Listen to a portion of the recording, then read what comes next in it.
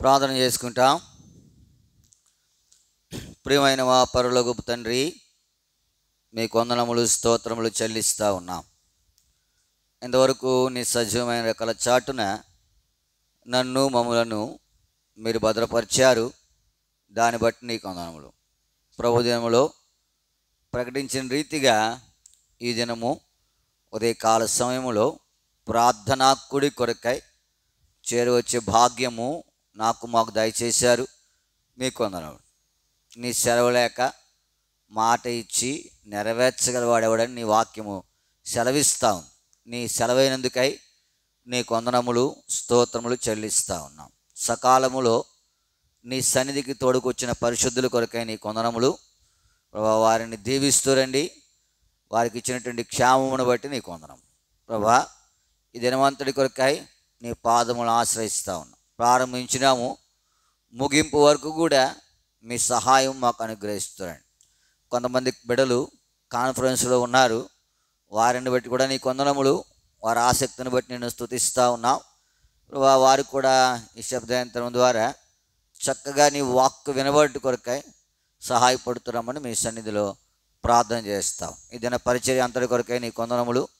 మా వలె అనేక చోట్ల ప్రార్థనా కుడికల కొరకు, ఉపవాస ప్రార్థనా కుడికల కొరకు చేరి వస్తూ ఉన్నారు. జ్ఞాపకం చేసుకోనండి. ప్రత్యేకమైన కుడికలు కూడా కొన్ని చోట్ల జరుగుతూ ఉన్నాయి. కనికరించి వారికి కూడా మీ సహాయం అనుగ్రహిస్తూ, ప్రాముఖ్యంగా సూరంపొడి యెరూషలేము ప్రార్థనా మందిరం కొరకై నీకు వందనములు. నిన్నటి దినా నుండి అక్కడ ప్రత్యేక సహవాస కుడికలు జరుగుతుండగా సహాయపడుతురండి. ఈ దినం కూడా జరగనంటున్న కూడి కొరకై నీకు వందనములు. అక్కడ నిలబడుతున్న పాత్రల కొరకు మరి సహకరిస్తున్న వారి కొరకే ప్రార్థన చేస్తూ ఉన్నాం. సమస్తం మేలుకరంగా జరిగిస్తురండి. నీ నామం మహిమపరచబడి కొరకై కృపనుగ్రహిస్తురమని మీ సన్నిధిలో ప్రార్థన చేస్తూ ఉన్నాం.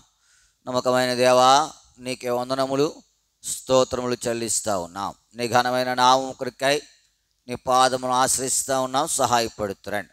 వారితో పాటు మాకు కూడా మీ సహాయం అనుగ్రహిస్తురమని మీ సన్నిధిలో ప్రార్థన చేస్తూ ఉన్నాం. పాట పాడే సమయము దీవెనికరంగా ఉంచుతురండి.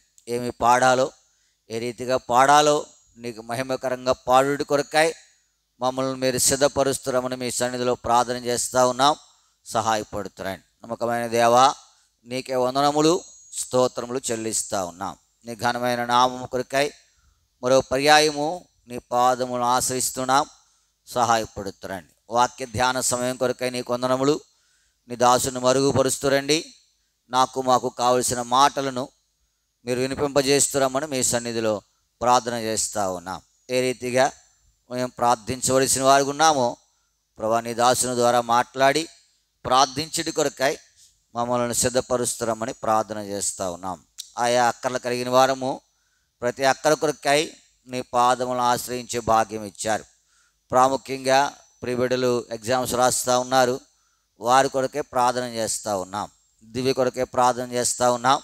ప్రభా, ఈరోజు పబ్లిక్ అడ్మినిస్ట్రేషన్ పరీక్ష ప్రభా, నీ బిడ్డకు సహాయపడుతురండి. తగిన జ్ఞానం అనుగ్రహిస్తురమని మీ సన్నిధిలో ప్రార్థన చేస్తూ ఉన్నాం. మరి రాకపోకలను తోడేయండి.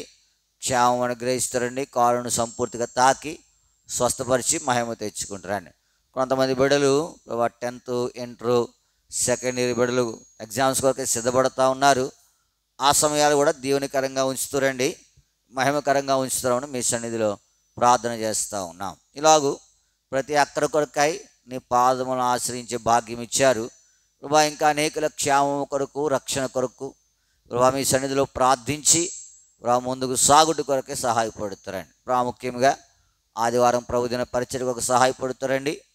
షోమ్రోనులో పరిచర్య ముగించుకుని వేలువెన్ను సియోనికి వెళ్ళవలసి ఉంటుండగా సహాయపడుతారండి.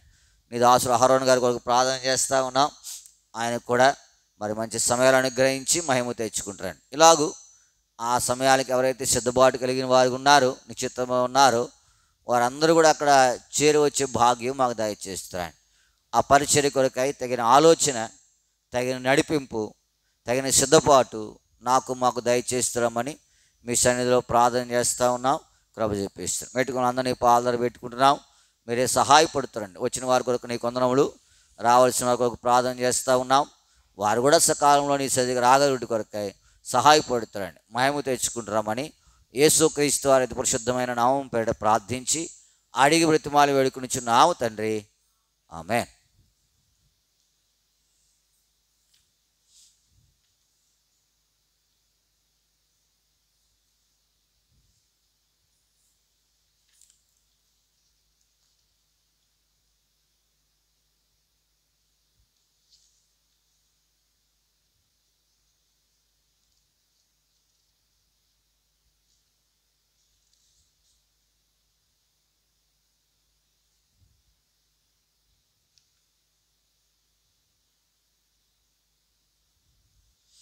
పాట సంఖ్య 447, పాత పుస్తకాల్లో 444, 447, 444.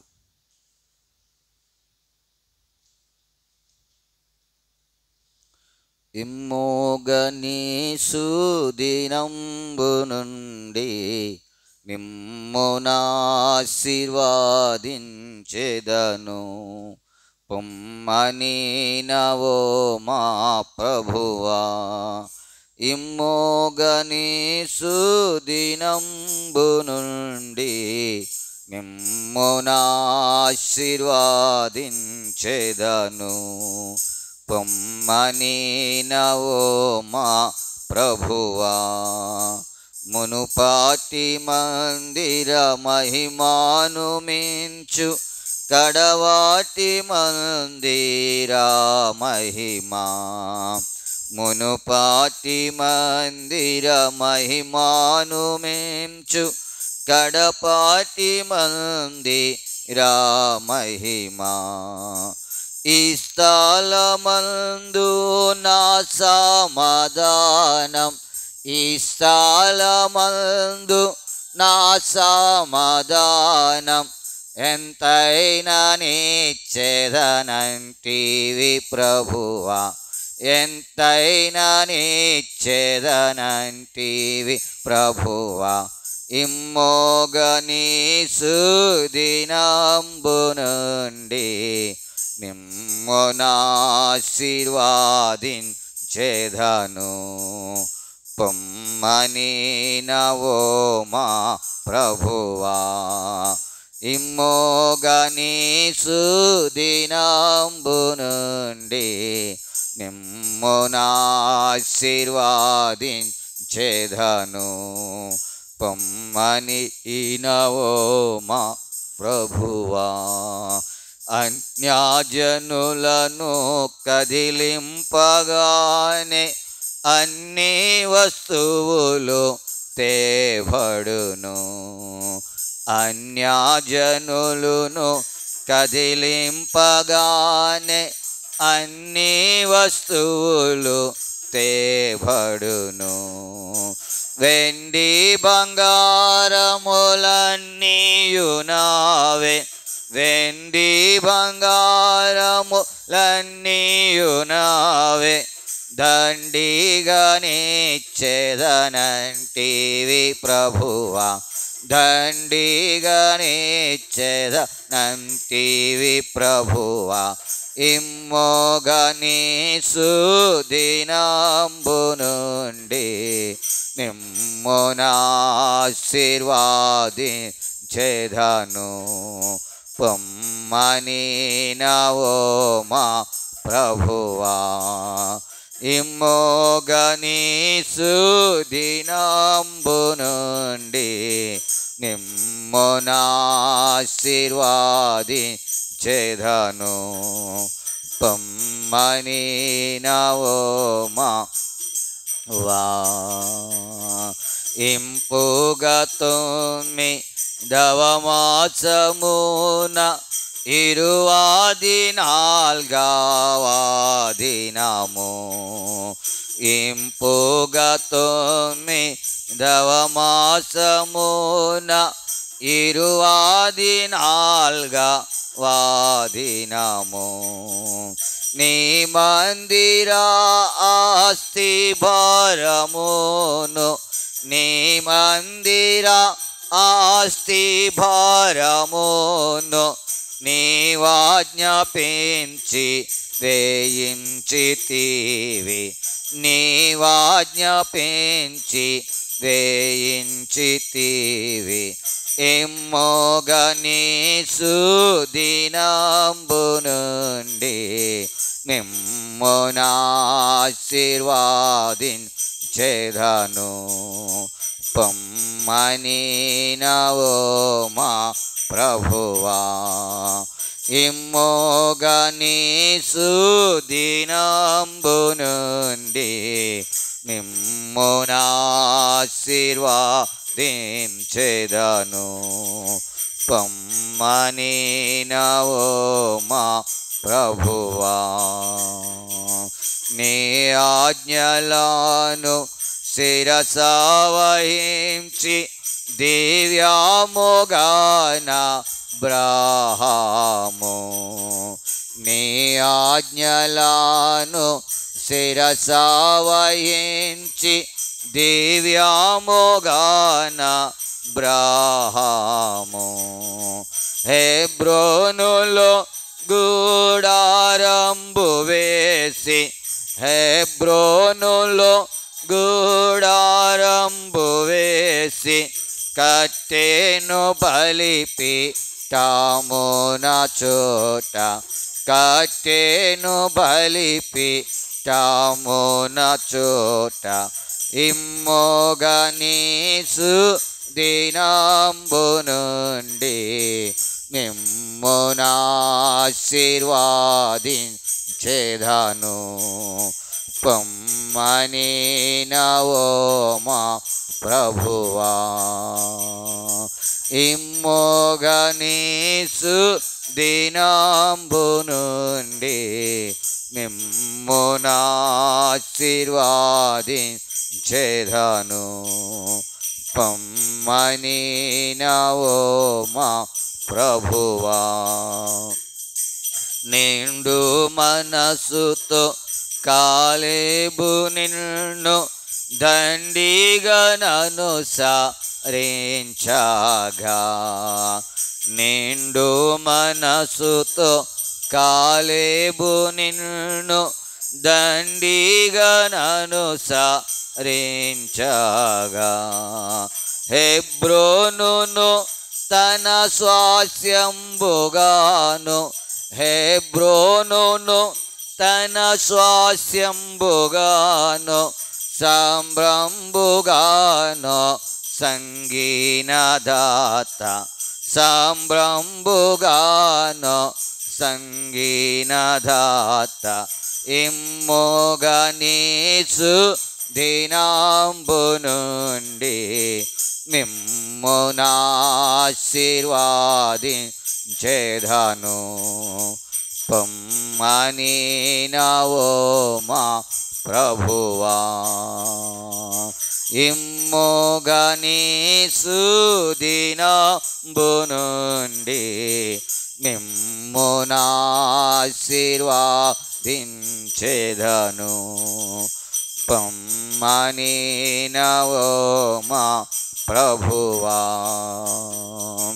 దావీదు రాజు నీ సన్నిధిలో దీనతతో మనవి చేయా, దావీదు రాజు నీ సన్నిధిలో దీనతతో మనవి చేయా. హెబ్రోను పొమ్మని సెలవిచ్చితివి, హెబ్రోను పొమ్మని సెలవిచ్చితివి. ప్రభు కలుగు నీకు నిత్య మహిమ, ప్రభు కలుగు నీకు నిత్య మహిమ. ఇమ్మోగా నీ సుదినంబు నుండి మిమ్మునాశీర్వాదించెదను. పొమ్మని నవో మా ప్రభువా, ఇమ్మోగా నీ దినంబు నుండి మిమ్మునాశీర్వాదించెదను. పొమ్మని నవోమా ఎల్లాలనెల్ల విశాలపరచి కొల్లాగా ప్రేమను చూపి ఎల్లాలనెల్ల విశాలపరచి కొల్లాగా ప్రేమను చూపి ఎల్లా శక్తిని చూపిన ప్రభు ఎల్లా శక్తిని చూపిన ప్రభు హల్లెలూయా నీకే యేసు ప్రభు హల్లెలూయా నీకే యేసు ప్రభు ఇమ్మోగనీసు దినంబు నుండి మిమ్మునాశీర్వాదించెదను. పొమ్మని నవోమా ప్రభువా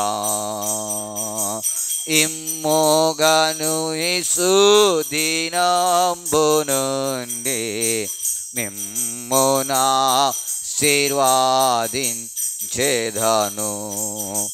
పొమ్మని నవోమా ప్రభువా.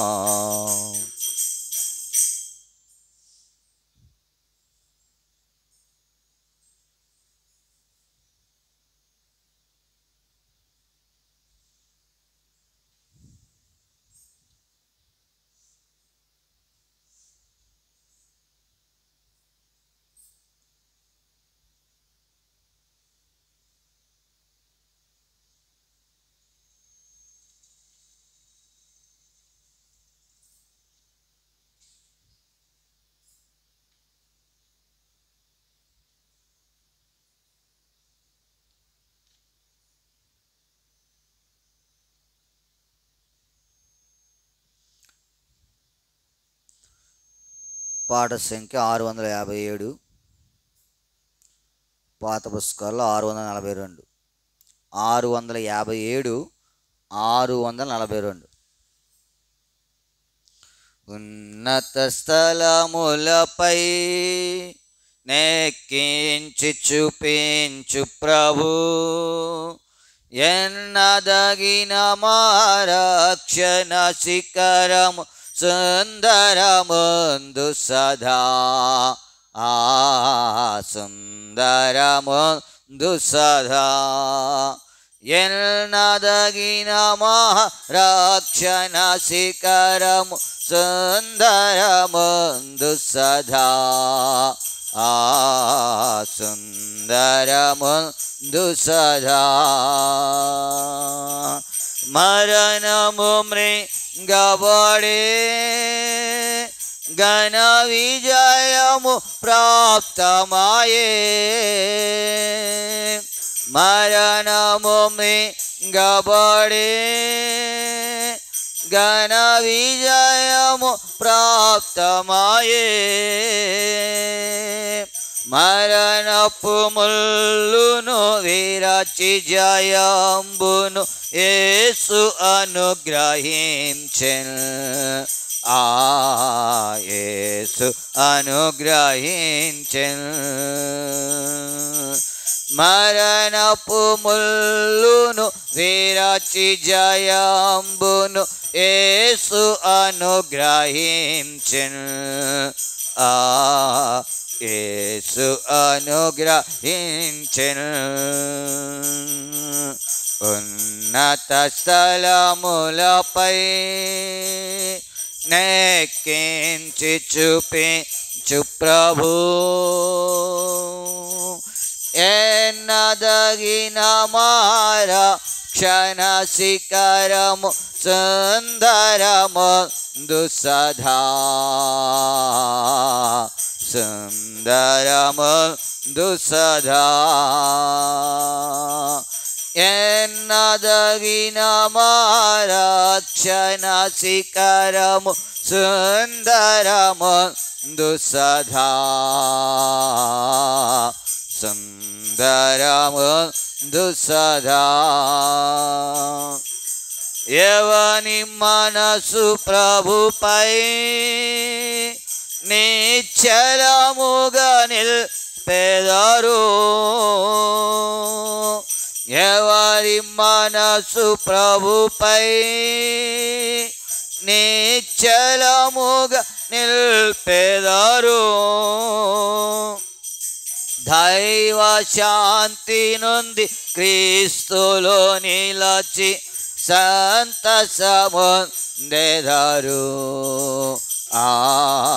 సంతసమొందెదరు. దైవ శాంతి నుండి క్రీస్తుతో నిలచి సంతసమొందెదరు, సంతసమొందెదరు. ఉన్నత స్థలములపై నెక్కించి చూపించు ప్రభు, ఎన్నదగిన మా రక్షణ శిఖరము సుందరమందు సదా సుందరమందు సదా. ఎన్నదగిన మా రక్షణ శిఖరము సుందరమందు సదా సుందరమందు సదా. ఆశ్చర్యకరుడాయనే ఆలోచనకర్తయును, ఆశ్చర్యకరుడాయనే ఆలోచనకర్తయును, నిశ్చయముగా బహు బుద్ధి వివేకము లేచి నడుపు సదా లేచి నడుపు సదా. నిశ్చయముగా బహు బుద్ధి వివేకము లేచి నడుపు సదా లేచి నడుపు సదా. ఉన్నత స్థలములపై నెక్కించి చూపించు ప్రభు, ఎన్నదగిన మా రక్షణ శిఖరము సుందరమందు సదా సుందరమందు సదా. ఎన్నదగిన మా రక్షణ శిఖరము సుందరమందు సదా సుందరమందు సదా. చల హృదయులను మోస్కరులగు పాపులను, చంచల హృదయులను మోస్కరులగు పాపులను, వంచన లేక వాక్యమునకు తల వంచి విధేయులౌదురు, వంచి విధేయులౌదురు. వంచన లేక వాక్యమునకు తల వంచి విధేయులౌదురు, వంచి విధేయు. ఉన్నత స్థలములపై నెక్కించి చూపించు ప్రభు ఎన్నదగిన మారా క్షణ శిఖరము సుందరము దుసధా సుందరము దుసధా ఎన్నదగిన మారా క్షణ శిఖరము సుందరము దుసధా సుందరము దుసధా కుడికి తిరిగినాను మరి ఎడమకు తిరిగినాను కుడికి తిరిగినాను మరి ఎడమకు తిరిగినాను నడువుడి త్రోవ ఇదే యను శబ్దము చెవులకు వినబడును చెవులకు వినబడును నడువుడి త్రోవ ఇదే యను శబ్దము చెవులకు వినబడును చెవులకు వినబడును ఉన్నత స్థలములపై నెక్కించి చూపించు ప్రభు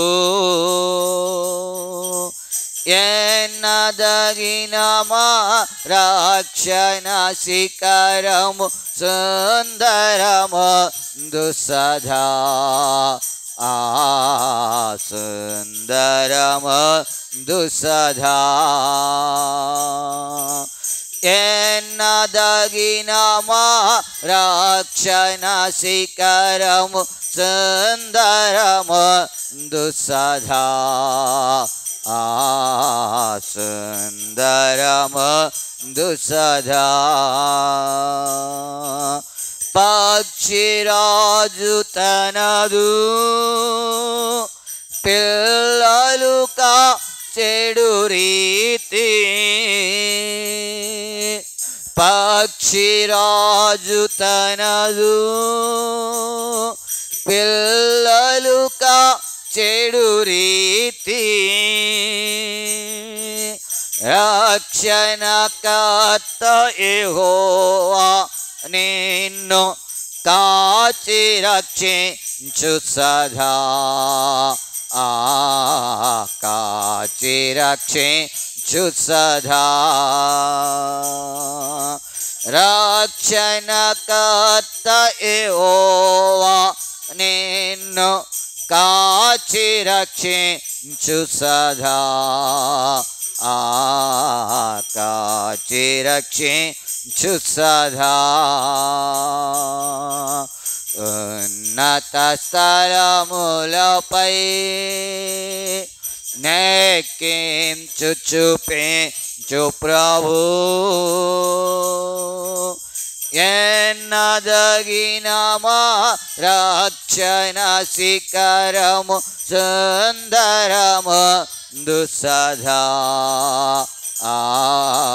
సుందరము దుసధా ఎన్నదగిన మా రక్షణ శిఖరము సుందరము దుసధా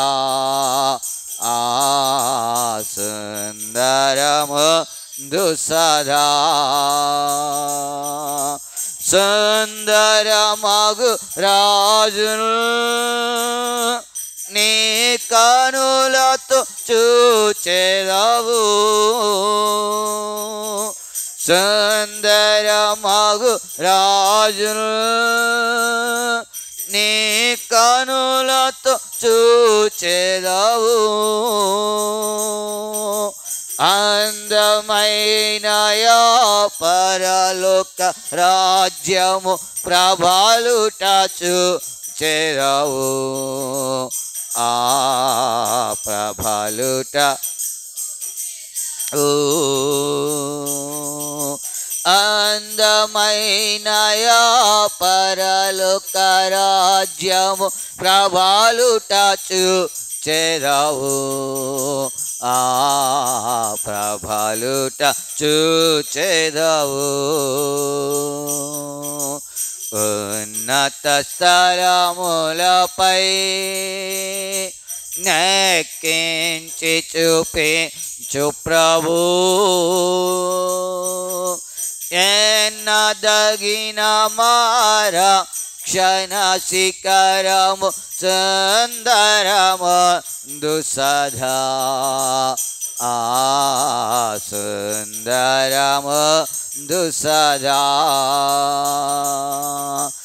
ఎన్నదగిన మారా క్షణ శిఖరము సుందరమందు సదా, ఆ సుందరమందు సదా.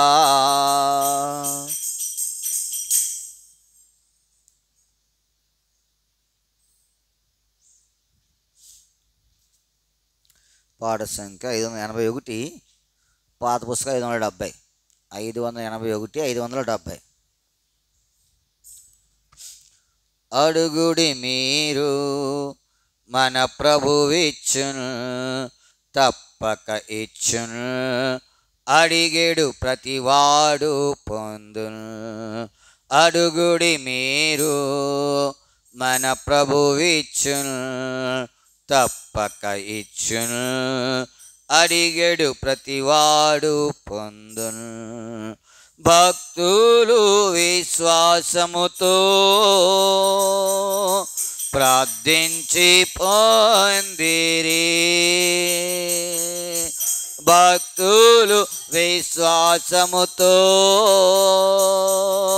ప్రార్థించి పొందిరి. వారి జీవితములానించి చూచి, వారి జీవితములానించి చూచి, మీ మేలు కొరకై ప్రార్థించి పొందు, మీ మేలు కొరకై ప్రార్థించి పొందు. అడుగుడి మీరు మన ప్రభువిచ్చును, తప్పక ఇచ్చును, అడిగేడు ప్రతివాడు పొందును. అడుగుడి మీరు మన ప్రభువిచ్చును, తప్పక ఇచ్చును, అడిగేడు ప్రతివాడు పొందును. మనలో తన శక్తి కొలది అనుగ్రహించును, మనలో తన శక్తి కొలది అనుగ్రహించును. ఊహకు మించి చేయు దేవునడిగి, ఊహకు మించి చేయు దేవునడిగి, మీ మేలు కొరకై ప్రార్థించి పొందు, మీ మేలు కొరకై ప్రార్థించి పొందు. అడుగుడి మీరు మన ప్రభువిచ్చును, తప్పక ఇచ్చును, అడిగేడు ప్రతివాడు పొందును. అడుగుడి మీరు మన ప్రభువిచ్చును, తప్పక ఇచ్చును, అడిగేడు ప్రతివాడు పొందును. మన ప్రార్థన నాలకించి సంతృప్తి చెందును, మన ప్రార్థన నాలకించి సంతృప్తి చెందును. తన నామము నాకు మహిమ కలుగా, తన నామము నాకు మహిమ కలుగా, మీ మేలు కొరకై ప్రార్థించి పొందు, మీ మేలు కొరకై ప్రార్థించి పొందు.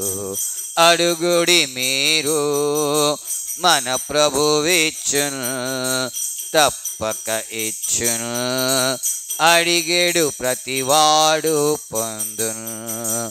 అడుగుడి మీరు మన ప్రభువిచ్చును, తప్పక ఇచ్చును. అడిగేడు ప్రతివాడు పొందును. ఇది వరకు మీరేమియు అడుగకుంటిరి, ఇది వరకు మీరేమియు అడుగకుంటిరి. మీరానంద భారితులాగునట్లు, మీరానంద భారితులాగునట్లు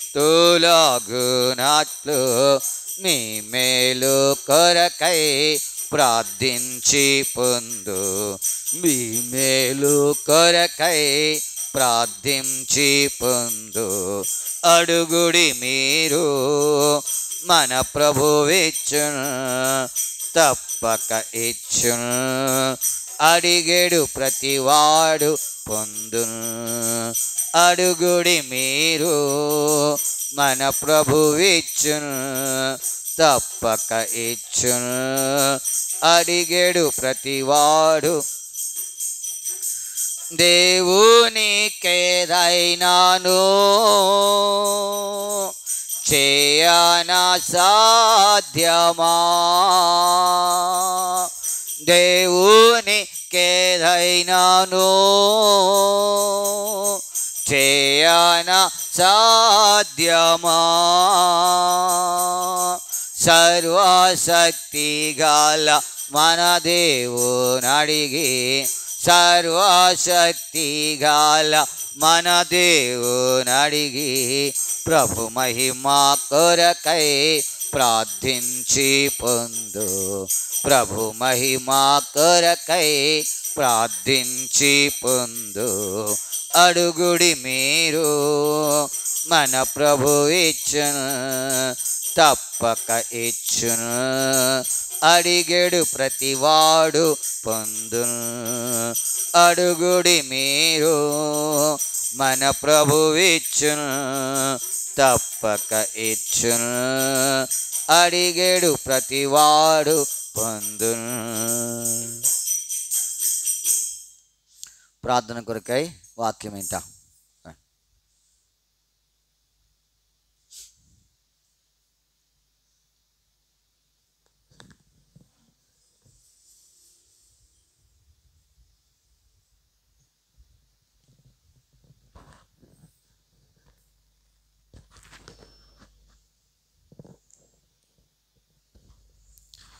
ప్రైజ్ ది లార్డ్.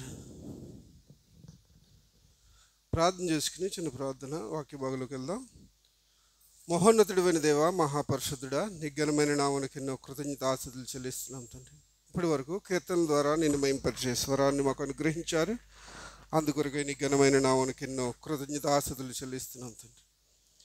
అయా, వాక్య భాగంలోకి వెళ్తున్నాం. మాతో మాట్లాడండి, మమ్మల్ని సిద్ధపరచండి. ఇన్ని ఏ విధంగా ప్రార్థించాలో మాకు నేర్పించి సహాయం దయచేయమని, మీ పరిశుద్ధాత్మను తోడుగా ఉంచి నడిపించి సహాయం దయచేయమని క్రీస్తు యేసు ఘనమైన నామములో ప్రార్థన అడిగి వేడుకుంటున్నాము తండ్రి, ఆమేన్. దేవుని నామానికి మహిమ కలుగునుగాక. కూడి వచ్చిన మీ అందరికీ ప్రభు పేట వందనాలండి. తిమోతికి రాసిన మొదటి పత్రిక, తిమోతికి రాసిన మొదటి పత్రిక 2వ అధ్యాయము 1 నుండి చదువుకుందాం, 3వ వచనం వరకు. తిమోతికి రాసిన మొదటి పత్రిక 2వ అధ్యాయము 1వ వచనం నుండి 3వ వచనం వరకు. మనము సంపూర్ణ భక్తియు మాన్యతయు కలిగి నెమ్మదిగాను సుఖముగాను బ్రతుకు నిమిత్తము అన్నిటికంటే ముఖ్యముగా మనుషులందరి కొరకును, రాజుల కొరకును, అధికారులందరి కొరకును విజ్ఞాపనలను ప్రార్థనలను యాచనలను కృతజ్ఞతాస్థుతులను చేయవలనని హెచ్చరించుచున్నాను. ఇది మంచిదియు మన రక్షకుడును దేవుని దృష్టికి అనుకూలమునై ఉన్నది. వాక్య భాగాన్ని మీరు చదువుకున్నారు కదా. ఏంటంట, మనము సంపూర్ణ భక్తియు మాన్యత కలిగి నెమ్మదిగాను సుఖముగాను, మనం నెమ్మదిగాను సుఖముగానే ఉండాలనుకున్నది ఎక్కడ? పరలోకంలోనా? ఇక్కడ నెమ్మదిగాను సుఖంగాను ఉండాలనేది ఎక్కడ? ఈ లోకంలో. అక్కడ ఎలాగా నెమ్మది సుఖమే ఉంటుంది. అక్కడ కష్టం అనేది, ఏడుపు అనేది, దుఃఖం అనేది గట్ట అక్కడ ఉండదు. మరి ఇక్కడ నెమ్మది ఉంటుంది, కష్టము ఉంటుంది, దుఃఖము ఉంటుంది, సుఖము ఉంటుంది, సంతోషం ఉంటుంది, ఏడుపు కూడా ఉంటుంది ఇక్కడ. ఎక్కడ? ఈ లోకంలో. అందుకనే దేవుడు మనకి ఇక్కడ గురించి నేర్పిస్తూ అక్కడ ఎలా ఉంటుందో చెప్తున్నాడు అన్నమాట.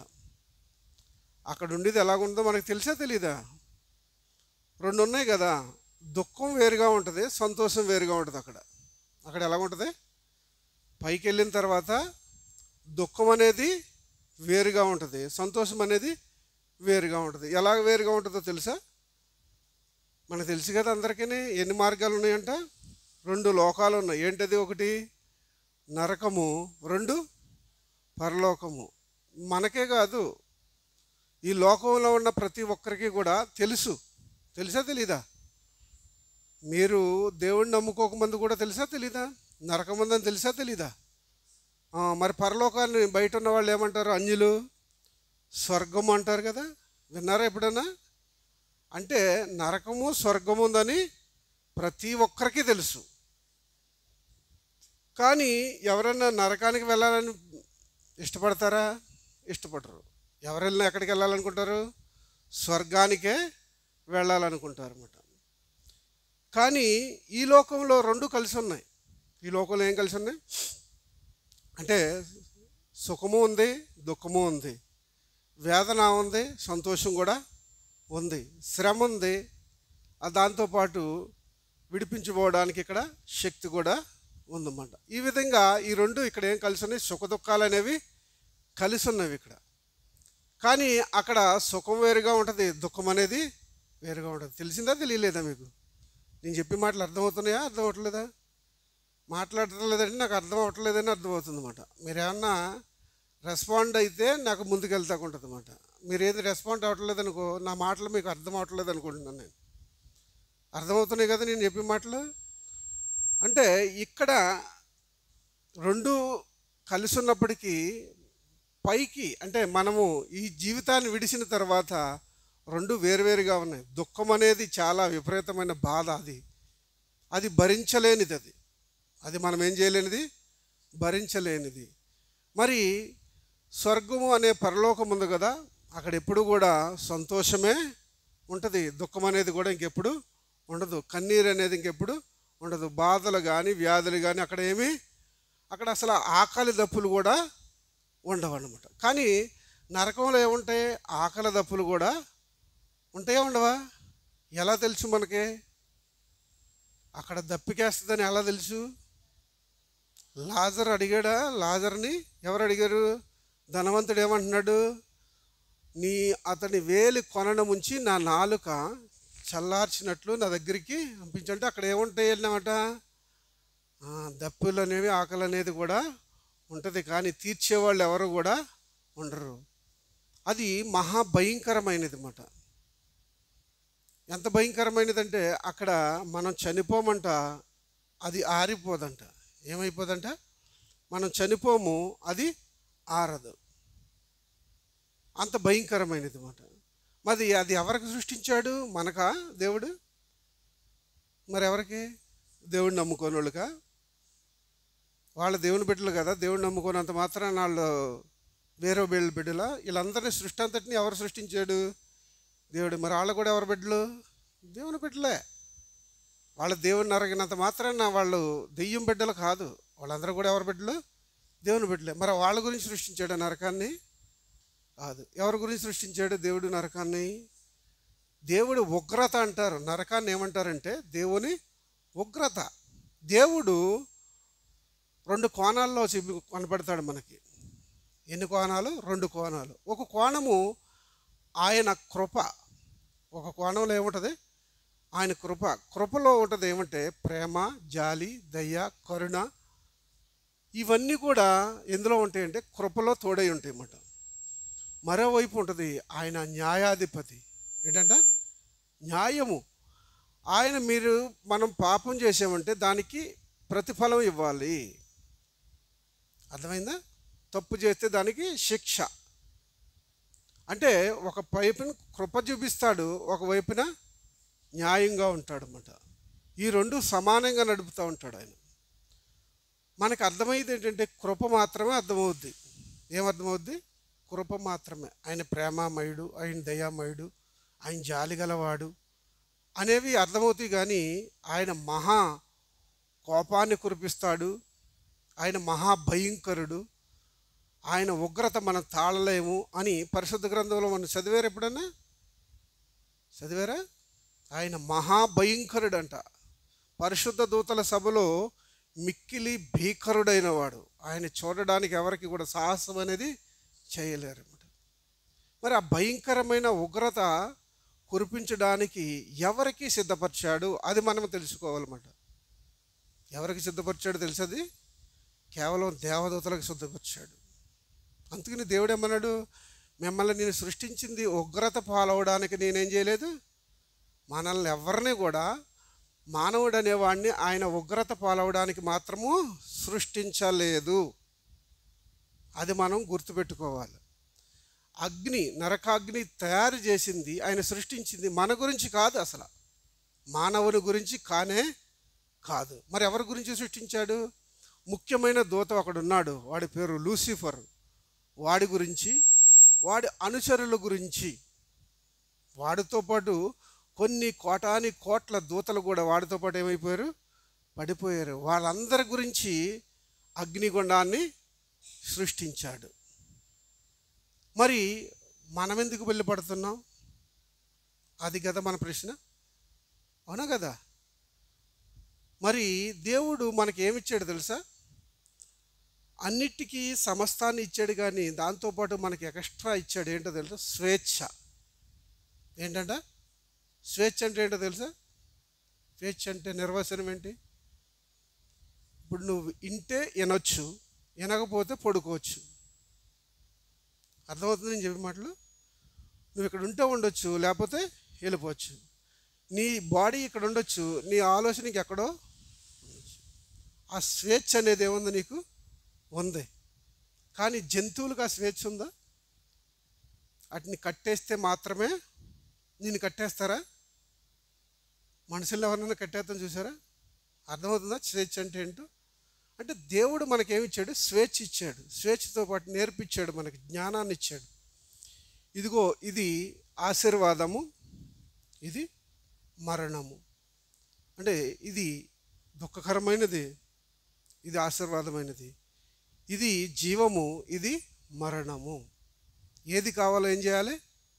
నువ్వే కోరుకోవాలి. మనకి స్వేచ్ఛని ఇచ్చాడు అన్నమాట. ఏం కావాలో ఏం చేయాలి? మనమే కోరుకోవాలి. చెప్పాడు జీవం అంటే ఏంటో తెలియజేశాడు, మరణం అంటే ఏంటో తెలియజేశాడు, ఆశీర్వాదం అంటే ఏంటో తెలియజేశాడు, శాపం అంటే ఏంటో. ఏది కావాలో ఎవరు కోరుకోవాలి? మనమే కోరుకోవాలి. మరి ఆ ఉగ్రతలోకి ఎందుకు వెళుతున్నామంటే మనకున్న స్వేచ్ఛను ఏం చేసుకుంటున్నాం తెలుసా? దుర్వినియోగం చేసుకుంటున్నాం. ఏం చేసుకుంటున్నాం? వినియోగం చేసుకోవడం మంచిది, దానికి వ్యతిరేక పదం ఏంటి? దుర్వినియోగము. మనకి ఇచ్చిన స్వేచ్ఛను ఏం చేసుకుంటున్నాం? మన ఇష్టానుసారంగా వాడుతున్నాం. నువ్వు దేవుని మార్గములో, దేవుని సత్యములో నడిచేవంటే కనుక నువ్వు ఎక్కడికి వెళ్ళిపోతావు? పరలోకానికి వెళ్ళిపోతావు. లేదంటే నీ ఇష్టమైన మార్గం ఏంటి? నువ్వు ఎప్పుడు పడితే అప్పుడు అబద్ధాలు ఆడొచ్చు, ఎప్పుడు పడితే అప్పుడు దొంగతనం చేయొచ్చు, ఎప్పుడు పడితే అప్పుడు మోసపు చూపు చూడొచ్చు, ఎప్పుడు పడితే అప్పుడు నీ ఇష్టానుసారంగా చెయ్యొచ్చు. అది నీకు స్వేచ్ఛ. దాన్ని దేవుడు ఏమన్నాడంటే విశాల మార్గము అన్నాడు. ఏ మార్గం అంటది? విశాల మార్గం. మరి జీవంకి వెళ్ళే మార్గం ఎటువంటిదంట? ఇరుకు మార్గం. ఇరుకు మార్గం అంటే ఏంటి? ఇలా చిన్న మార్గం అనుకుంటున్నారా? విశాల మార్గం అంటే నీ ఇష్టానుసారంగా పాపం చేయడం, అది విశాలమైన మార్గము. ఇరుకు మార్గం అంటే నువ్వు ఇప్పుడు ఒకప్పుడు అబద్ధాలు ఆడేదానివి, ఇప్పుడు అబద్ధాలు ఆడాలంటే మానేయాలి. కష్టమా కదా? కష్టమేనా సులువా? ఇప్పుడు మందు తాగుతారు కొంతమంది కదా, కడుపులోంచి వచ్చి తాగుతున్నారు మందు. వాళ్ళు ఇక్కడి నుంచి బయటకు వచ్చిన తర్వాతగా తాగారు కదా. వాళ్ళు మానేయాలంటే ఆడు వశం అవుతుందా? తాగడం అంటే ఆడు మొదలెట్టాడు, కానీ మానేయడము అర్థమైందా? కష్టం అంటే జీవమార్గం అనేది, కష్టం అనేది ఎందుకు అంటున్నాడంటే, ఇరుకు మార్గం అని ఎందుకు అంటున్నాడంటే, వాటిని విడిచిపెట్టాలంటే మనకి ఎలా ఉంటుంది? చాలా కష్టంగా ఉంటుంది, మన వల్ల కాదు. అందుకనే దాన్ని పోరాడాలంట. మనం ఏం చేయాలంట? ఇరుకు మార్గం ప్రవేశింప మనం ఏం చేయాలంట? పోరాడాలి. అందుకని దేవుడు ఏమంటున్నాడంటే, ఈ లోకంలో మీరు నెమ్మదిగాను సుఖముగాను ఉండాలంటే సంపూర్ణ భక్తి ఉండాలి, మాన్యత కూడా ఉండాలి. దాంతోపాటు అతి ప్రాముఖ్యమైనది మనకు నేర్పిస్తున్నాడు అనమాట. అతి ప్రాముఖ్యమైనది ఏంటంటే, మనుషులందరి కొరకు మనం ఏం చేయాలంట? ప్రార్థన చేయాలంట. మనుషులందరి కొరకు ఏం చేయాలంట? ప్రార్థన చేయాలి. మరి మనం ఎప్పుడన్నా చేసామా? ప్రార్థనలో ముఖ్యంగా 6 విషయాలు ఇమిడి ఉంటాయి. 1 ఆరాధన, 2 స్తుతి, 3 యాచనలు, 4 విజ్ఞాపనలు, 5 మొర్ర, 6 కృతజ్ఞత, 7 ప్రార్థన. ప్రార్థనలు ఎన్ని అంశాలు ఇమిడి ఉన్నాయి? 6 అంశాలు ఇమిడి ఉంటాయి. ప్రార్థనతో పాటు 7 మాట. వీటన్నిటినీ కలిపి మనం ఏమంటామంటే ప్రార్థన అంటాం.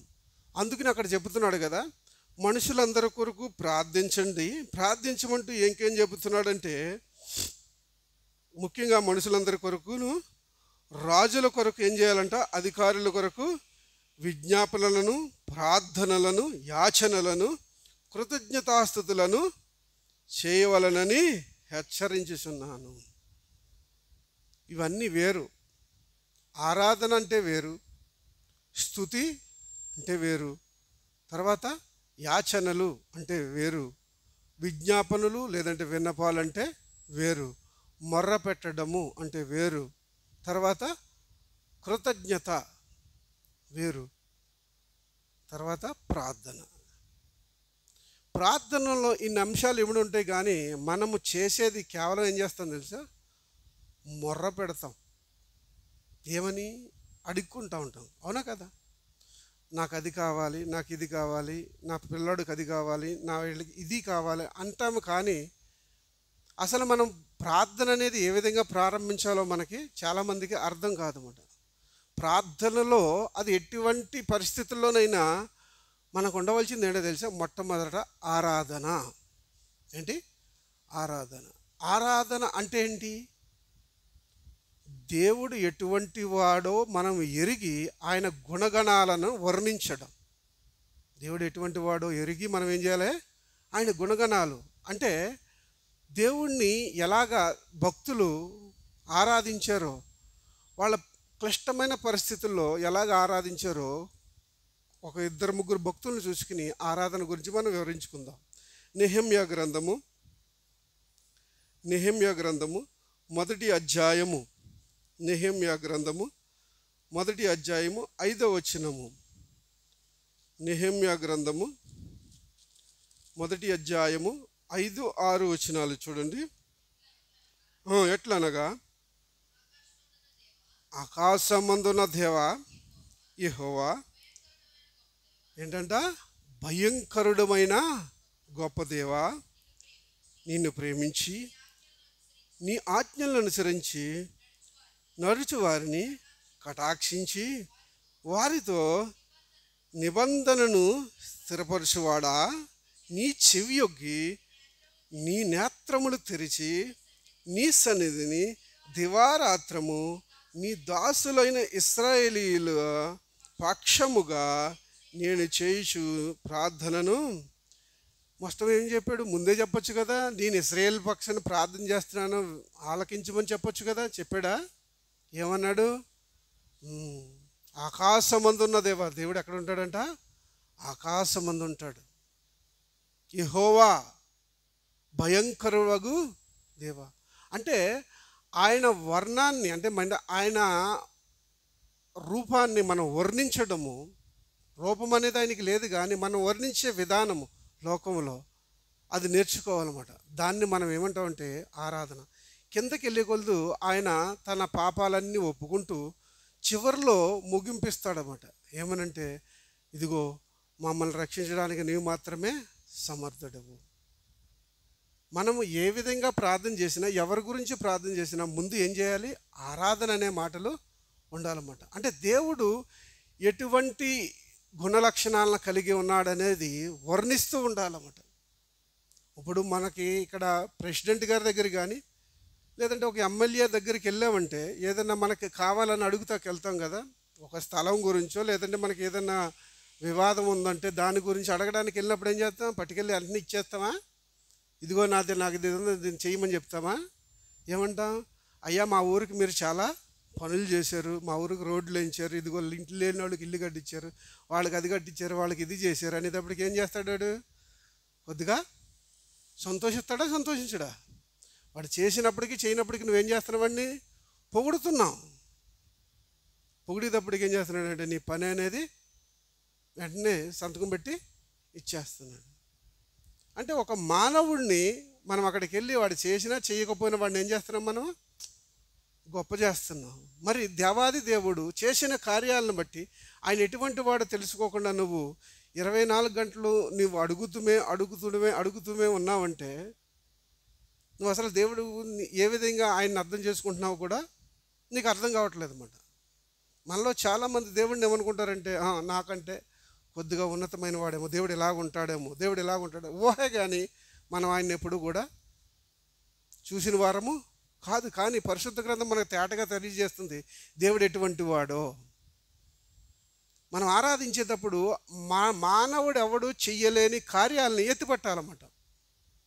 ఎర్ర సముద్రాన్ని పాయం చేశాడు, ఎవరి వల్ల అవుతుందా? అవదు. యార్దాన్ నదిని నిలబెట్టేశాడు, అలాగా ఎవరి వల్ల అవుతుందా? అవదు. ఇశ్రాయేలీయులకి 10 తెగుళ్ళలో 6 తెగుళ్ళు రప్పించినప్పుడు వాళ్ళు శకునగాండ్రు కూడా ఆ 6 తెగుల్ని ఏమీ చేయలేకపోయారు. అటువంటి కార్యాలు చేసిన దేవుడు, మరి అవన్నీ మనం జ్ఞాపకం చేసుకుంటాం ఎప్పుడన్నా? ఆరాధనలో మనం చేసేది ఏంటంటే అవే మాట. అందుకనే ఈ నెహెమ్యా ఇక్కడ కూడా చెప్తూ మళ్ళీ 9వ అధ్యాయంలో చెప్తున్నాడు చూడండి. 9వ అధ్యాయము 5వ వచనము నుండి 5వ వచనము 3వ లైన్ నుండి చూడండి.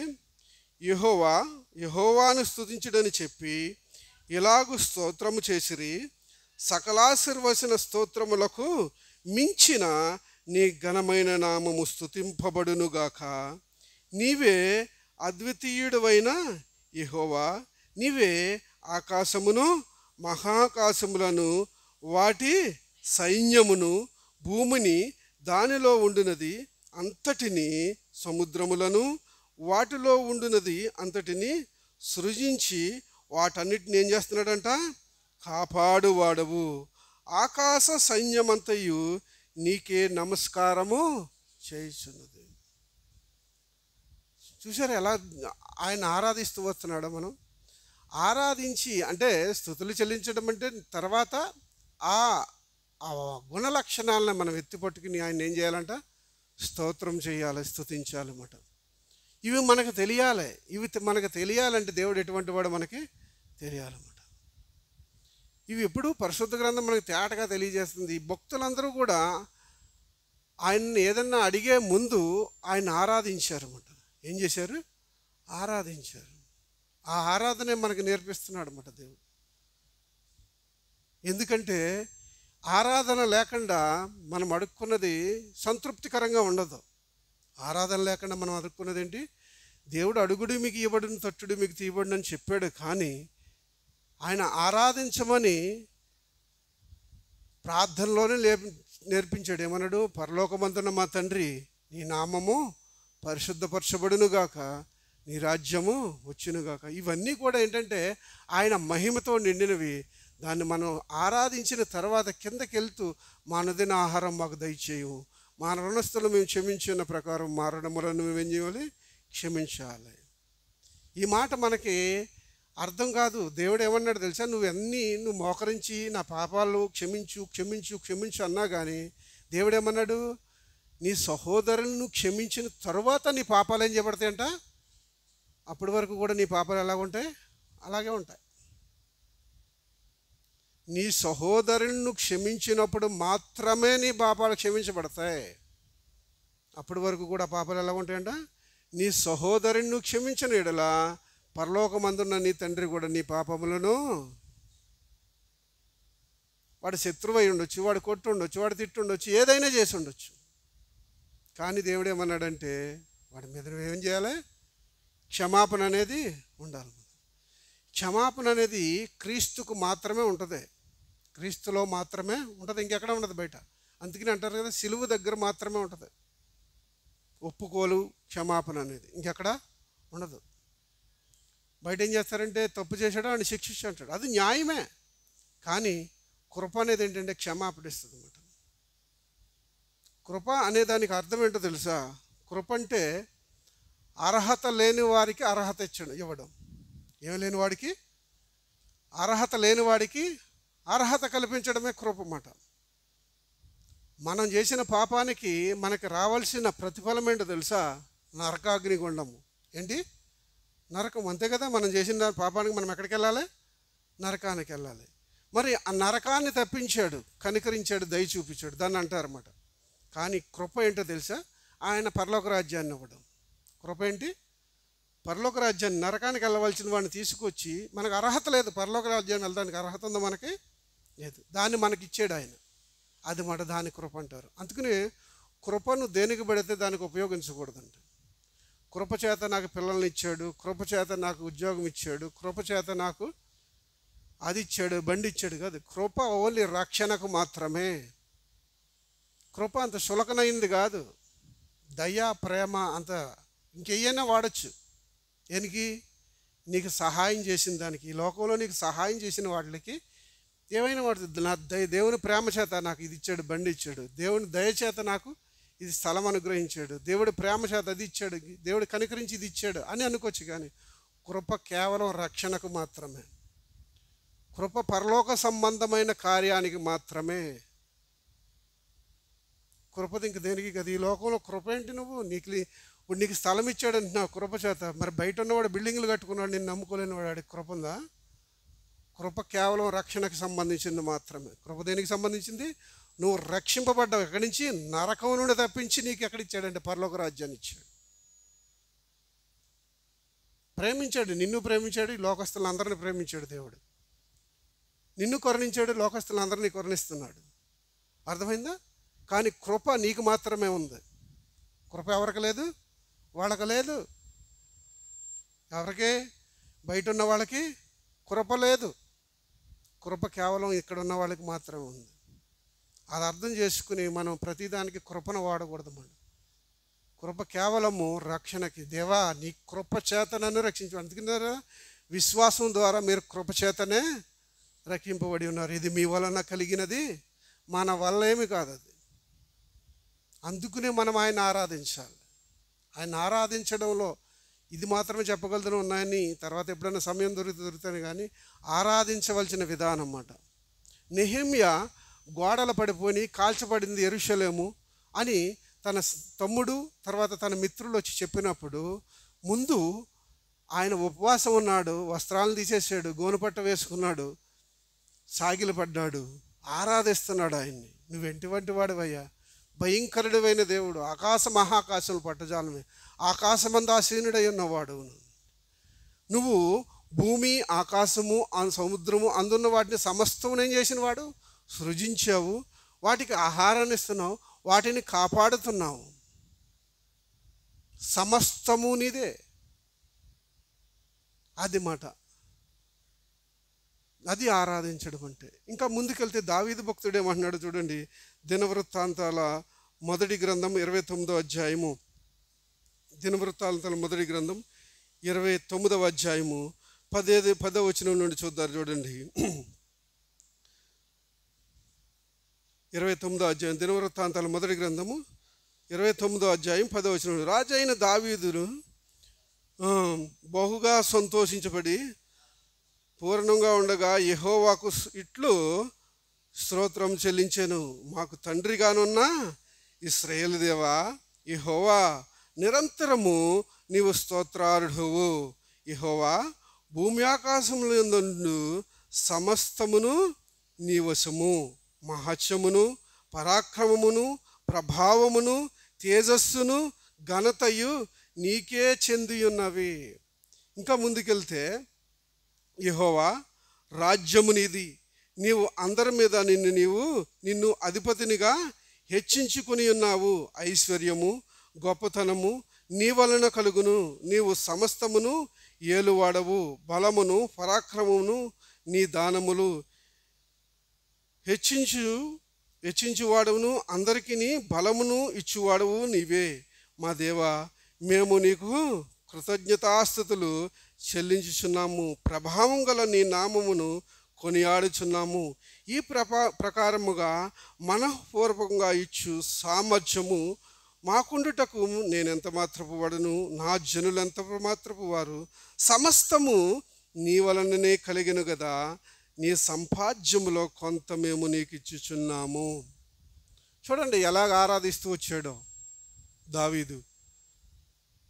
సమస్తము ఆయనదని చెప్పుకుంటూ వస్తూ, ఎందుకంటే ఈ అధ్యాయాన్ని మీరు చదివితే తెలుస్తుంది. ఈ అధ్యాయంలో ఏమంటాడంటే, నేను నా సమయాన్ని, దేవుడిచ్చిన వయసును నేను వెచ్చించి దేవునికి సంపాదించాను. వెండికి వెండి సంపాదించాను, బంగారానికి బంగారం సంపాదించాను, ఎన్ని మ్రాణులు కావాలో అన్ని సంపాదించాను, లెక్కలేనంత ఇనుమును సంపాదించాను. అవన్నీ ఎవరికి? దేవునికి మందిరాన్ని కట్టడానికి నా కుమారుడైన సొలొమోనుకి అప్పగించాను. ఇదిగో ఈ దినాన్ని నేను దేవునికి ఇంత ఇస్తున్నాను.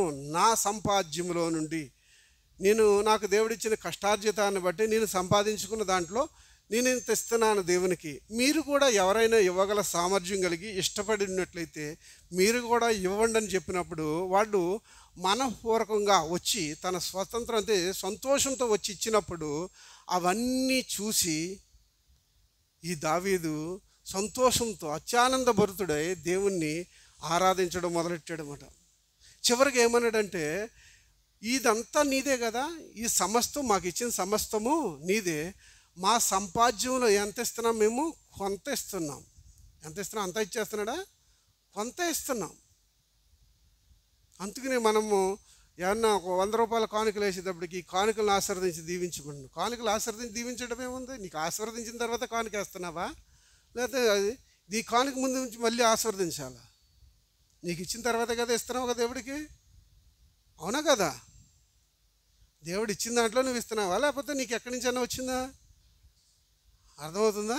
అందుకనే దావీదు భక్తుడు ఏమన్నాడు, నువ్వు ఇచ్చిన దాంట్లో కొంత మేము నీకు ఇచ్చి ఉన్నాము.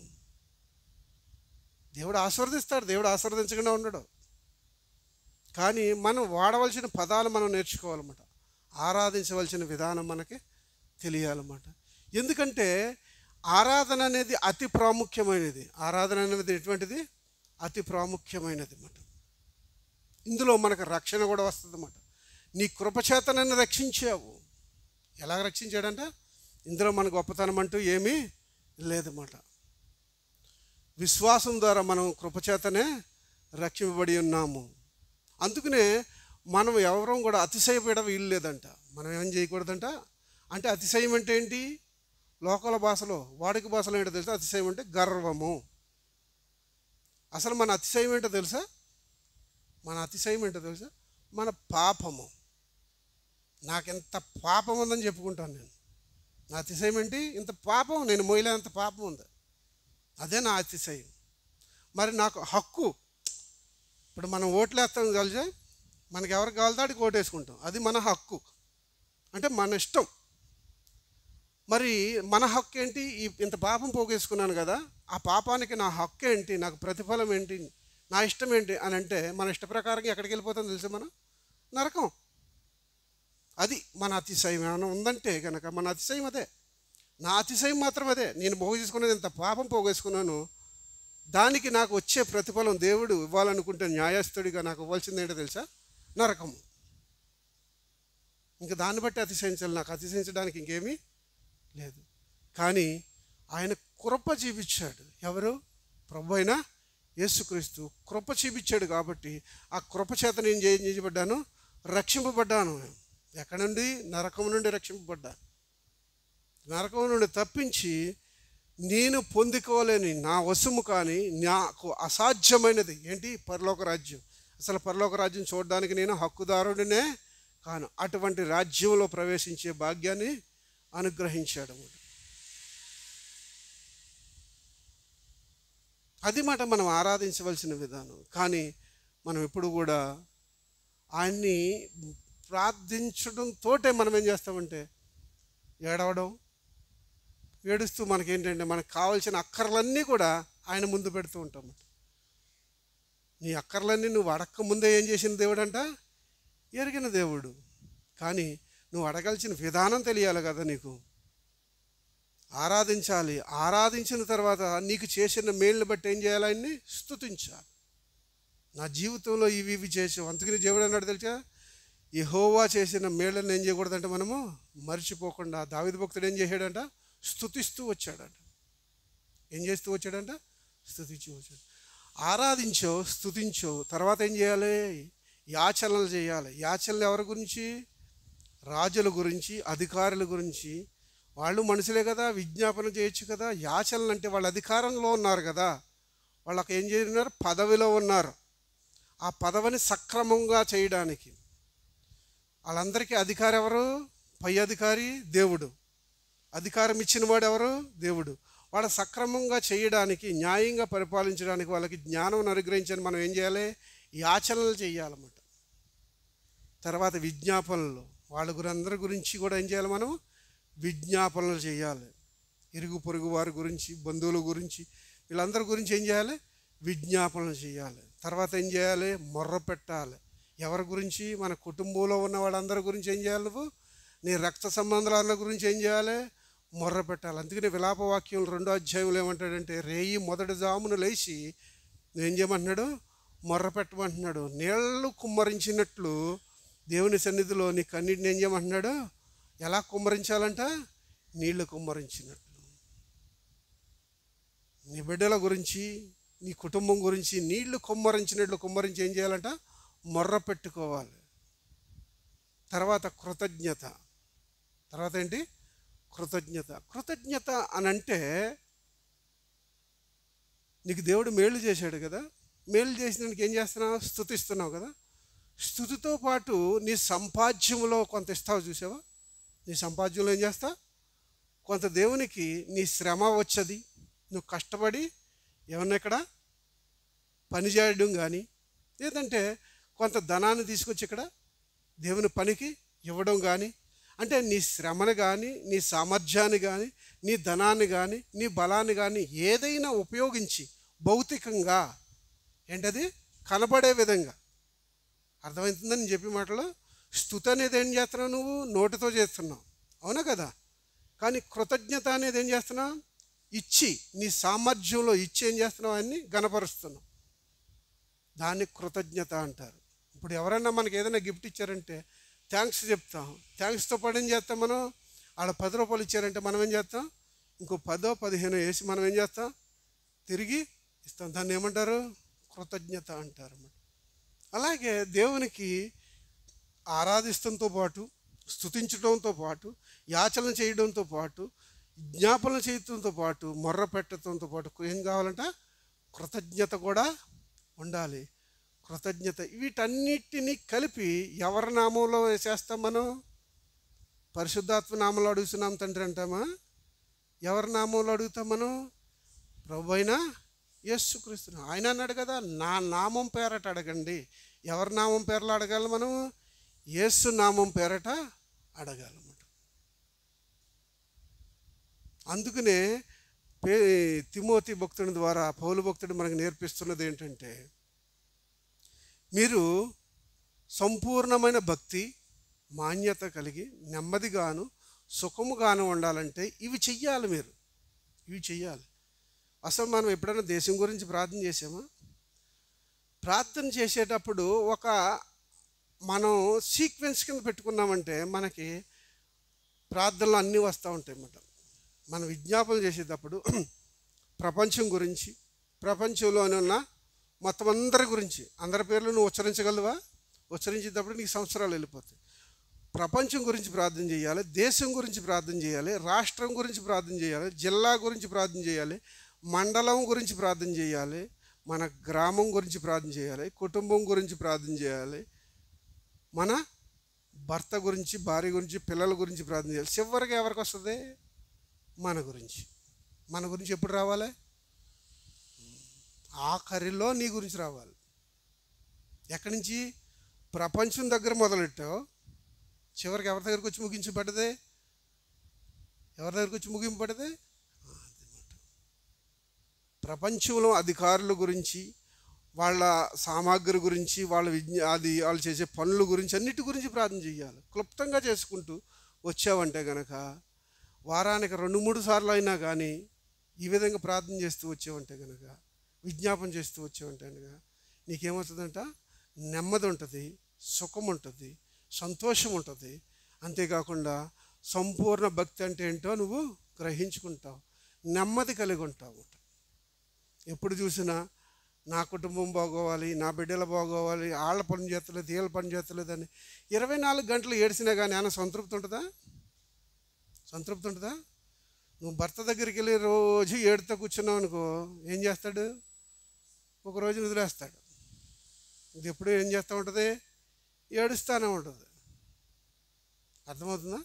అంటే కొంత మనం ఘనపరిచి, మహింపరిచి, ఆరాధించి ఆయన దగ్గర నుంచి పొందుకోవడానికి ఆశపడ్డామనుకో, సంతృప్తికరంగా ఉంటుంది అన్నమాట.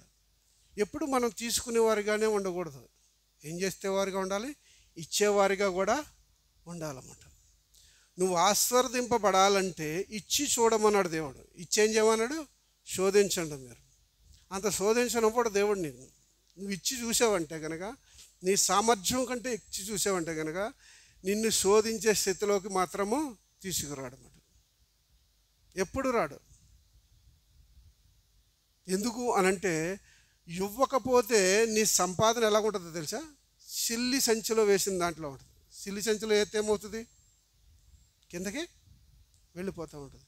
ఎందుకు దేవుడు తెలియజేస్తున్నాడు తెలుసు? ఇవి నువ్వు ఆస్వాదింపబడాలని అంటే, ఇచ్చినవాడు వర్ధిల్లుతాడు. కొంచెంగా ఇచ్చావంటే కొంచెంగానే ఆస్వాదింపబడతావు. వెదజల్లి ఇచ్చావంటే వెదజల్లి ఏం చేయబడతావంట? ఆస్వాదింపబడతావు. ఎందుకంటే నేను 2010 వరకు కూడా 10వ వంతు కానీ దేవునికి చెల్లించడం అనేది ఏమీ చేయలేదు. నేను ఆర్మీలో చేసేవాడిని. ఎందుకు చెప్తున్నాను ఈ మాట అంటే, దేవుడు ఆస్వాదించే విధానాన్ని గురించి చెప్తున్నాను అనమాట. అంటే అప్పటి వరకు నాకు శాలరీ వచ్చేది కదా, వచ్చేది. ఈరోజు శాలరీ పడ్డదంటే రేపు ఎల్లుండి 3వ రోజున మళ్ళీ అందులో ఒక పైసా కూడా ఉండేది కాదు. ఎవరో ఒకళ్ళు అప్పు కట్టడం, ఎవరో ఒకళ్ళు వడ్డీ కట్టడం, ఎవరో ఒకళ్ళకి ఇవ్వడం, ఇవే సరిపోయేది. ఇవే 2010 నుంచి నేను 10వ వంతు తీయడం మొదలుపెట్టాను. మొదటి నెలలో ఎంత కష్టమైందంటే నిజంగానే 10వ వంతు తీయడానికి. ఎందుకంటే 10,000కి ఎంత తీయాలి? 10,000కి 10వ వంతు ఎంత? 1000 రూపాయలు తీయాలి. ఒకవేళ 40,000 వస్తుందంటే ఎంత తీయాలి? 4,000 దేవుడికి ఇవ్వాలంటే ఇవ్వగలదుమా? దేవుడికి బాధ అనిపించదా? అనిపిస్తుంది. కానీ అదే కంటిన్యూ చేసుకుంటూ ఇది నా సొమ్ము కాదు దేవుడిదని మనం ఇచ్చినట్లయితే ఈరోజు నా అకౌంట్లో ఎప్పుడు ఉండదు. ఎప్పుడు కూడా మీరు టాలీ చేసి చూసుకోండి, 50,000కి ఎప్పుడు కూడా తగ్గదు. మరి అప్పుడు వచ్చింది జీతం, ఇప్పుడు వస్తుంది. అప్పుడు ఎందుకు లేదు, ఇప్పుడు ఎందుకు ఉంది తెలియదు మనకి. చిల్లి సంచిలో వేసినట్టు వెళ్ళిపోతుంది అన్నమాట. ఎలాగ వెళ్తుందని మనకి తెలియకుండానే మనది వెళ్ళిపోతుంది సొమ్ము. మనం ఏం చేయలేం. కానీ కష్టపడాలి. 10వ వంతు తీయాలంటే మన వల్ల అవుతుంది అంటే అవ్వదు. మొదట్లో అస్సలు అవ్వదు. ఇంకో విషయం ఏంటంటే, మనకి ఏమన్నా ఒక 10,000 20,000 వచ్చినాయి అంటే కనుక 20,000 ఏం చేస్తాం? ఇదిగో ఈ నెల ఖర్చులన్నీ తీసేస్తాం. ఈ నెల కరెంటు బిల్లు, పాలు బిల్లు అన్నీ తీసేసిన తర్వాత ఇదిగో దేవునికని పెడతాం. కానీ దేవుడు ఏమన్నాడంటే, నీ రాబడిలో మొదటి 10వ వంతు తీసి పక్కన పెట్టేసి ఉన్న 9,000 నీ ఇష్టం వచ్చినట్టు వాడు అక్కడ పక్కన అంతే. అది ఇంకా అది దేవునికి వెళ్ళిపోయింది, నీ దగ్గర లేదు. అది వచ్చిన రోజునే 10వ వంతు తీసి అప్పుడు పోవాలన్నమాట. అలాగే ఇస్తూ వచ్చాను అనమాట. మొదట్లో కష్టమైంది నాకు. మొదట్లో చాలా అసూయ కూడా కలిగింది. ఇంత డబ్బు ఇచ్చేస్తున్నా వీళ్ళకి, ఏం చేస్తాడు ఏంటండి. అది ఎవరేం చేస్తే ఇప్పుడు ఈయనకి ఇస్తున్నారని కాదు, ఎవరికి ఇస్తున్నట్టు మనము ఎవరికి ఇస్తున్నది 10వ వంతు? నువ్వు ఇచ్చేసావంటే నేను లెక్క అడగడు దేవుడు. నువ్వు ఇచ్చేస్తే ఏం అడగడు, లెక్క మాత్రము అడగడు. ఆయన ఇష్టానుసారం ఖర్చు పెట్టాడు అనుకో, ఈ లెక్క ఎవరిని అడుగుతాడు? ఆయన అడుగుతాడు. మా పాస్టర్ గారికి 10వ వంతు వచ్చినప్పటికి నా జీతం ఎంతో 10వ వంతుతో చెప్తాడు ఆయన. నా జీతం ఎంతో నా భార్యకి తెలదు, కానీ ఎవరికి తెలుసు? పాస్టర్ గారికి తెలుసు. ఎలా తెలుసు? ఎందుకంటే ఇప్పుడు 7,770 రూపాయలు వచ్చింది. 7,770 రూపాయలు వచ్చింది. 10వ వంతు ఎంతో చెప్పగలరా? 777 రూపాయల 7 పైసలా? 70 రూపాయలకి ఎంత? 7,770.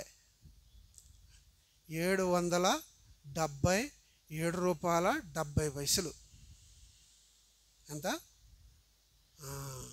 అర్థమైందా? 70 పైసలు చిల్లర ఉందా నీ దగ్గర? వేస్తామా? 10వ వంతు అనేది మీకు నువ్వు అందులో 10 పైసలు తగ్గినా కానీ అది 10వ వంతు అవ్వదు. అర్థమవుతుందా? మరి 70 పైసలకి ఏం చేయాలి? బ్యాంక్ వెళ్ళావు ఎప్పుడన్నా? బ్యాంక్ వెళ్తే ఏం చేస్తాడు? రౌండ్ చేస్తాడు. ఎంతకే? రూపాకే. 50 పైసలు పైన ఉందంటే ఏం చేస్తాడు? రూపాయి చేసి అడుగుతాడా? 50 పైసలు కట్టమంటాడా? రూపాయి కట్టమంటాడు. అది 7,770 పైసలు వచ్చింది కదా. 70 పైసలు ఏం చేయాలి? 7 రూపాయల్లో కలిపి 78 రూపాయలు చేయాలి. అది ఎంత చేయాలి? అర్థమవుతుందని చెప్పింది 10వ వంతు అంటేని. 10వ వంతు అంటే నీకు వచ్చిన దాంట్లో పైసాలో కూడా లెక్క చెప్పాలి దేవునికి. అది అప్పుడు మాత్రమే 10వ వంతు అవుతుంది. లేకపోతే అది 10వ వంతు కింద లెక్క రాదు. 10వ వంతు లెక్క అది. ఇంకా నీ సంపాద్యంలో నువ్వు ఎంత ఇస్తావు అనేది అది వేరే విషయం అన్నమాట. దేవుడు ఎందుకు చెప్తున్నాడంటే నేను అనుభవించిందని చెప్తున్నాను మీకు. నేను అనుభవించింది. ఈరోజు నేను రిటైర్ అయినప్పటికీ నా అకౌంట్లో అలా ఉంటుందంటే కారణము నేను తీయవలసిన భాగాన్ని దేవుడికి తీసి ఇస్తున్నాను కాబట్టి. అంతకుముందు కూడా నా అకౌంట్ కావాలంటే తేవడం డైలీ చేసుకుంటుంటే 1996 నుంచి 2009 వరకు ఉన్న అకౌంట్ బ్యాలెన్స్ చూడండి వచ్చిన దాన్ని. ఇప్పుడు ఎంత బ్యాలెన్స్ ఉందో చూస్తే మీకు అర్థమవుతుంది. అది మాట. నెమ్మది సుఖాన్ని ఇవ్వాలంటే దేవుడు ఏం చేయాలంటే మనము ఆరాధించాలి, స్తుతించాలి. ఇంకేం చేయాలి? యాచనలు చేయాలి, విజ్ఞాపనలు చేయాలి, మొర్ర పెట్టాలి. కృతజ్ఞత అంటే మీకు చెప్పాను కదా ఇప్పుడే. ఇది తర్వాత దీని అన్నింటినీ కలిసి కన్క్లూజన్ ఎవరి నామంలో అడగాలి? యేసుక్రీస్తు నామంలో అడగాలన్నమాట. దీన్ని మరొకసారి సమయం దొరికితే ఉన్న స్తుతి, యాచనలు, విజ్ఞాపనలు, తర్వాత మొర్ర, ఈ కృతజ్ఞత గురించి దేవుని చిత్తమైతే మరొకసారి తెలియజేస్తాను ప్రయత్నిస్తాం. కొద్ది మాటలు మనకు దేవుడు దీవెనకరంగా మార్చునుగాక. ఆమేన్. సమయం ఇచ్చిన వారికి ప్రత్యేక ప్రైజులు ఆడండి.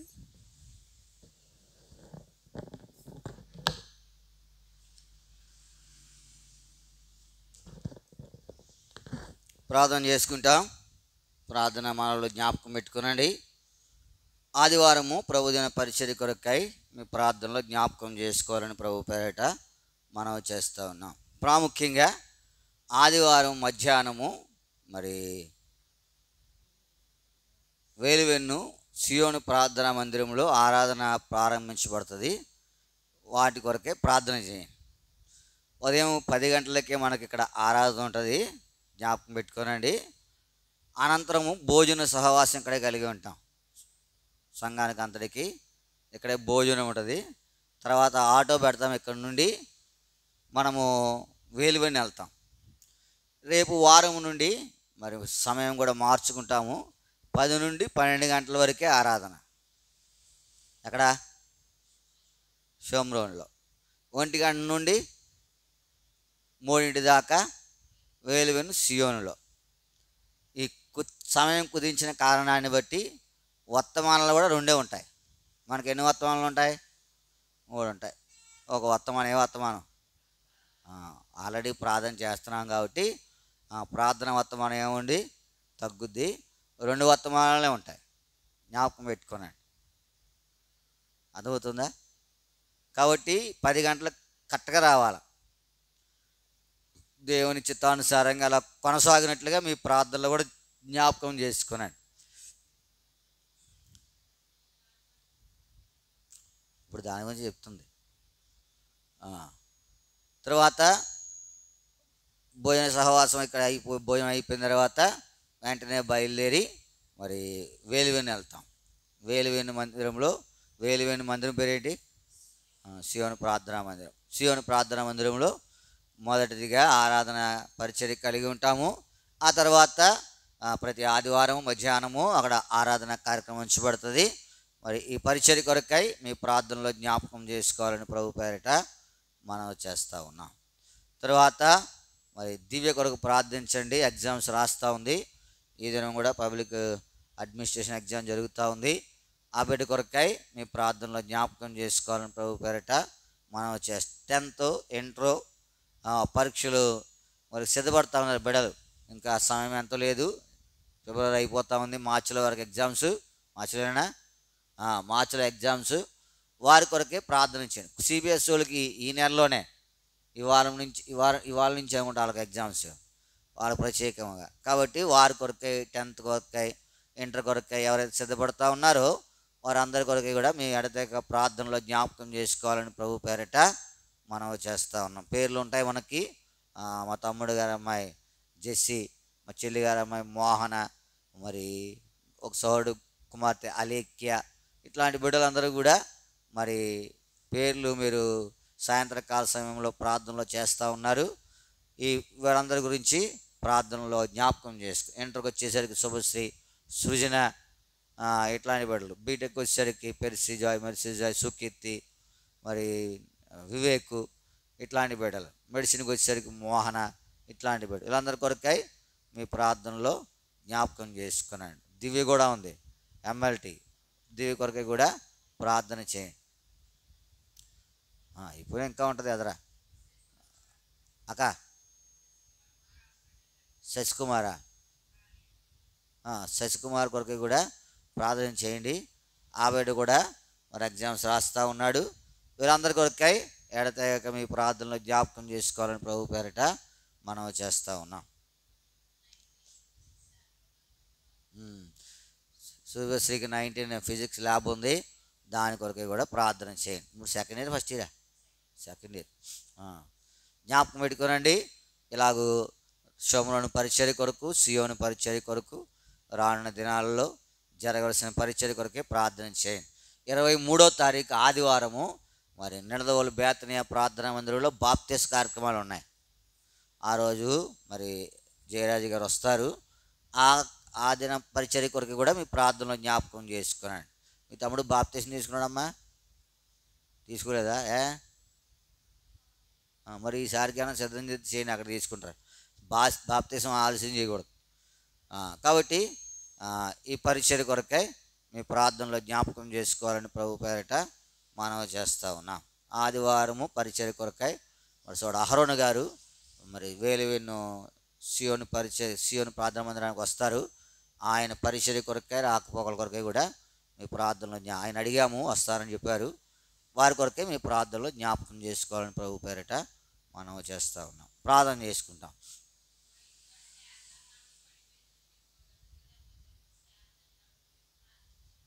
సోదరి శారద గారి కొరకు ప్రార్థన చేయండి. జ్యోతకి ఇంటి దగ్గరలో ఇల్లు పడిపోయారు, దెబ్బలు తగిలినాయి. దేవుడు కనికరించి స్వస్థపరిచినట్లుగా.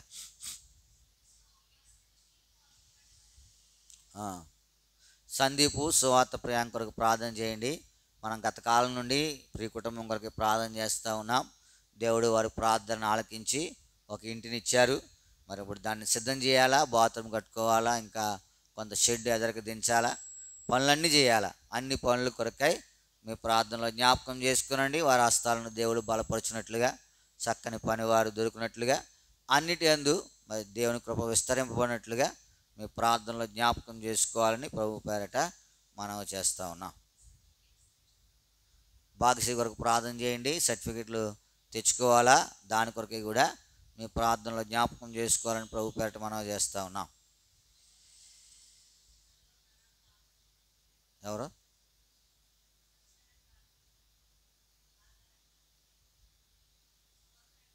సువర్ణ.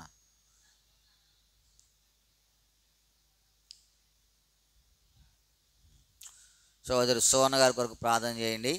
మరి కొంత నరాల బలహీనతను బట్టి ఆపరేషన్ జరిగింది, హాస్పిటల్లో ఉన్నారు. దేవుడి ఆమెను సంపూర్ణంగా స్వస్థపరిచినట్లుగా మీ ప్రార్థనలో జ్ఞాపకం చేసుకోవాలని ప్రభు పేరిట మనం చేస్తున్నాం. సువర్ణ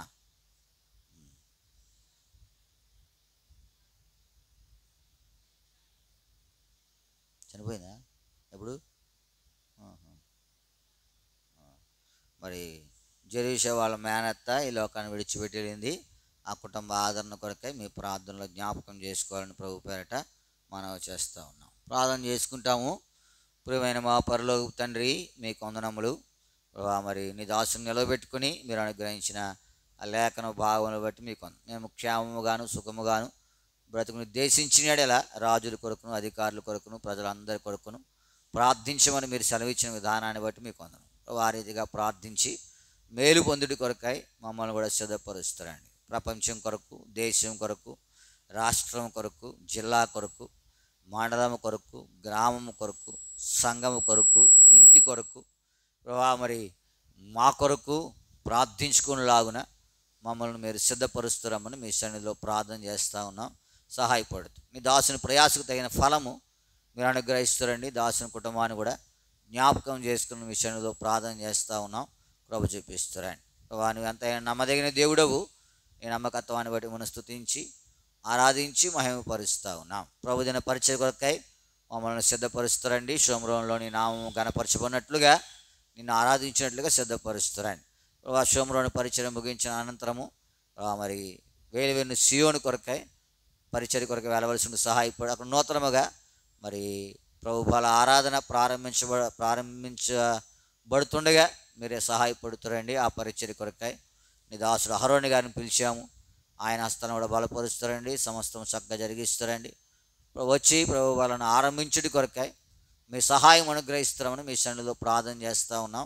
ప్రభు చూపిస్తారండి. నమ్మదగిన దేవా, నీకే వందనములు స్తోత్రములు చెల్లిస్తాం. ఎన్నో ప్రార్థన మనలో ఉన్నాయి, అన్ని జ్ఞాపకం చేసుకోనండి. శారద గారి కొరకు ప్రార్థన చేస్తూ ఉన్నాం. పడి గాయాలైనాయి, సంపూర్ణ స్వస్థత, క్షేమము, నెమ్మది, ఆరోగ్యం దయచేస్తారండి. సువర్ణ గారి కొరకు ప్రార్థన చేస్తూ ఉన్నాం. తలలో నరాలకు చీము బట్టి ఆపరేషన్ జరిగింది. మరి బిడ్డకు కావాల్సిన క్షేమం దయచేస్తారండి. హాస్పిటల్లో ఉంటుండగా కృపను విస్తరింపజేస్తామని మీ సన్నిధిలో ప్రార్థన చేస్తాం. మీ గాయపడిన హస్తం ఉంచుతారండి. సంపూర్ణంగా స్వస్థపరచబడి ఇంటికి రావడానికి సహాయపడుతూ జెరూషా మేనత్త ఈ లోకాన్ని విడిచిపెట్టి వెళ్ళింది. మరి కుటుంబానికి కావాల్సిన ఆదరణ, క్షేమము, నెమ్మది మీరు దయచేస్తారమని మీ సన్నిధిలో ప్రార్థన చేస్తూ ఉన్నాం.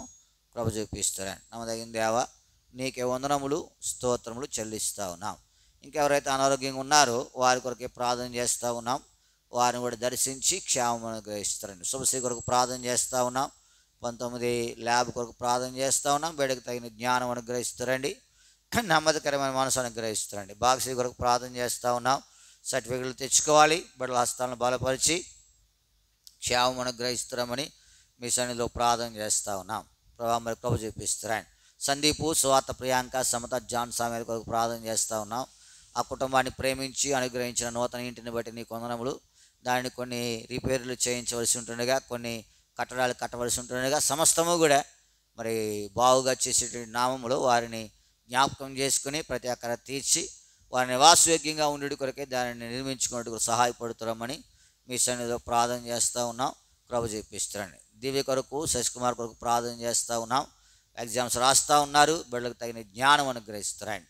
10th ఎగ్జామ్స్ కొరకు సిద్ధపడుతున్న బిడ్డలు జ్ఞాపకం చేసుకునండి. జెస్సీ కొరకు, మరి మోహన కొరకు, అలేఖ్య కొరకు ప్రార్థన చేస్తూ ఉన్నాం. ఇంకెవరైతే బిడ్డలు ఉన్నారో వారందరినీ జ్ఞాపకం చేసుకునండి.